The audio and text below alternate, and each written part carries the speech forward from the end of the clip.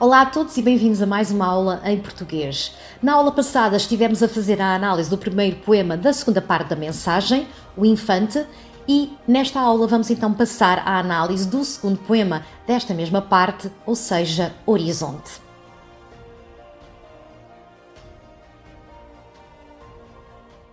Ora, vou então passar à leitura deste segundo poema. Segundo Horizonte. Ó mar anterior a nós, teus medos tinham coral e praias e arvoredos. Desvendadas a noite e a cerração, as tormentas passadas e o mistério, abria em flor o longe, e o sul sidéreo esplendia sobre as naus da iniciação. Linha severa da longínqua costa, quando a nau se aproxima, ergue-se a encosta em árvores, onde o longe nada tinha. Mais perto, abre-se a terra em sons e cores, e no desembarcar há aves, flores, onde era só, de longe, a abstrata linha. O sonho é ver as formas invisíveis da distância imprecisa, e com sensíveis movimentos da esperança e da vontade, buscar na linha fria do horizonte a árvore, a praia, a flor, a ave, a fonte, os beijos merecidos da verdade. Ora, depois de, no primeiro poema, Fernando Pessoa nos ter falado sobre o início de todo este projeto, do império, dos descobrimentos, enquanto ainda estava na sua infância, através do poema O Infante, ele vai passar então neste poema ao obstáculo seguinte desta viagem. Portanto, quando se começa uma viagem, vamos encontrar obstáculos, e o obstáculo seguinte, portanto, o primeiro obstáculo era ter a vontade de dar o primeiro passo, e o primeiro passo foi dado através do poema O Infante. Agora vamos então passar ao segundo passo. O segundo passo é ultrapassar o obstáculo seguinte, e o obstáculo seguinte é precisamente o horizonte. Ora, o horizonte é um objetivo, é o final da viagem, é aquilo que os portugueses pretendem atingir. Obviamente que o horizonte é algo que está sempre a fugir, porque nós conseguimos ver o horizonte, mas nunca o conseguimos alcançar, mas é algo também que está sempre na vontade dos portugueses, que é atingir este objetivo um bocadinho fugidio e nada fácil de alcançar. Obviamente que na nossa cabeça vamos pensar que esta viagem então é impossível, porque é algo que está sempre a tentar ser alcançado, mas que nunca se vai conseguir. E vamos continuar aqui um bocado nesta linha paradoxal que já começou no primeiro poema. Não nos podemos esquecer que Fernando Pessoa vive com os seus símbolos, vive com a compreensão que nós temos de ter destas verdades que se encontram sempre um bocadinho ocultas no meio das suas palavras. E neste poema a Pessoa está a tentar descrever este encantamento que as pessoas tinham quando, ao aproximarem-se destas costas desconhecidas e não sabiam o que é que iam encontrar, e depois verificavam que aquilo que antes era desconhecido passava a ser conhecido, aquilo que antes era abstrato passava então a ser concreto. É um descobrimento, é uma revelação, é o descobrir a verdade, é o abrir os olhos, é algo que estava na escuridão e passa a estar na luz. E este é o tema da mensagem, é o tema que vai passar na mensagem, é esta imagem muito simbólica do encontrarmos a verdade, do descobrirmos aquilo que é a verdade por trás daquilo que está oculto. E se estes navegadores conscientemente não poderiam descobrir estas coisas porque eles não eram iniciados, é Deus que vai colocar nas mãos deles esta capacidade, esta possibilidade de poderem atingir esse grau, passada a iniciação, e chegarem a um grau superior de conhecimento.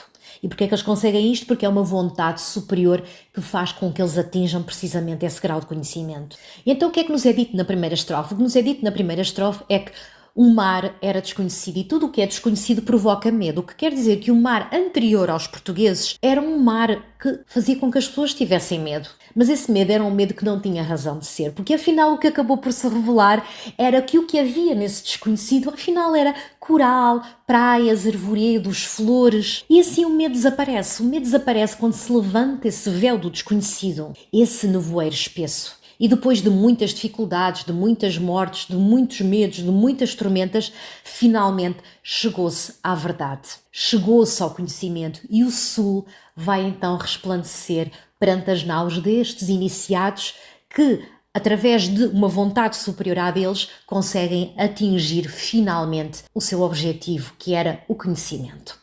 E através desta Primeira estrofe, o que é que nos diz Fernando Pessoa de uma forma bastante hermética, bastante ocultista? É que o escuro que representava o medo, que representava o desconhecido, acaba por desaparecer, acaba por ser desvendado pelas naus da iniciação. E o mistério vai então ser revelado. Não de uma forma fácil, porque é necessário passar por muitas dificuldades. Só aqueles que passam por estas dificuldades, os iniciados, é que conseguem atingir este nível de conhecimento, portanto, aquilo a que eles se propuseram inicialmente e que é o final da sua viagem. E esse conhecimento vai se abrir quando as naus dos iniciados viajarem para o sul. Este sul pode estar a referir-se às constelações do hemisfério sul e, neste caso, o Cruzeiro do Sul.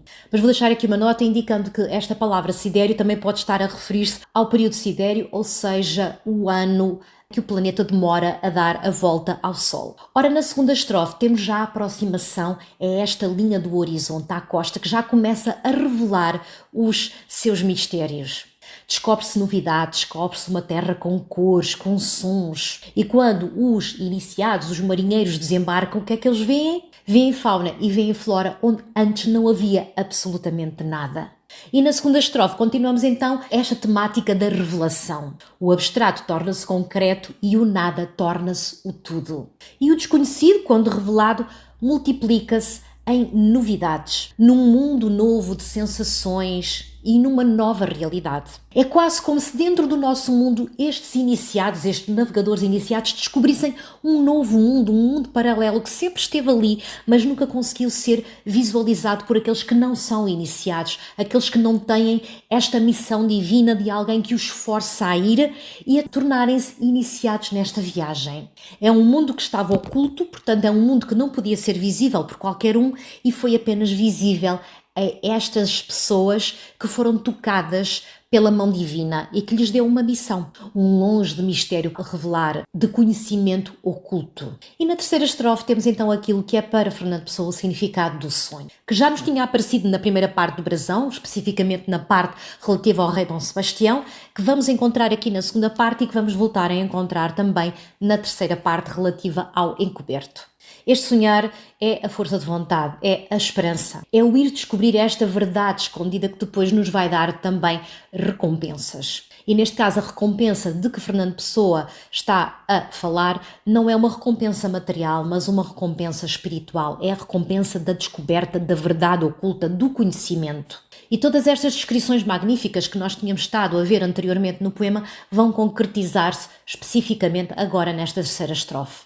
E Fernando Pessoa chega então à conclusão que o sonho se pode equiparar a ver a verdade daquilo que está invisível aos olhos dos meros mortais. E segundo Fernando Pessoa, o sonho é ver as formas invisíveis da distância imprecisa. Esta metáfora do sonho é plena de oportunidades e de equilíbrio. No entanto, não nos podemos esquecer que quem quis que o homem sonhasse foi Deus. Portanto, não foi o homem que quis, foi Deus que quis. E por isso o acesso aos beijos merecidos da verdade é um caminho oculto, é um caminho misterioso, é um caminho difícil, a que acedem apenas aqueles que são predestinados a este caminho. E neste caso, o povo português. E terminamos aqui a análise do segundo poema de Mar Português, Horizonte. Na próxima aula passaremos à análise do terceiro poema de Mar Português, Padrão. Obrigada pela vossa atenção e até a uma próxima aula em português.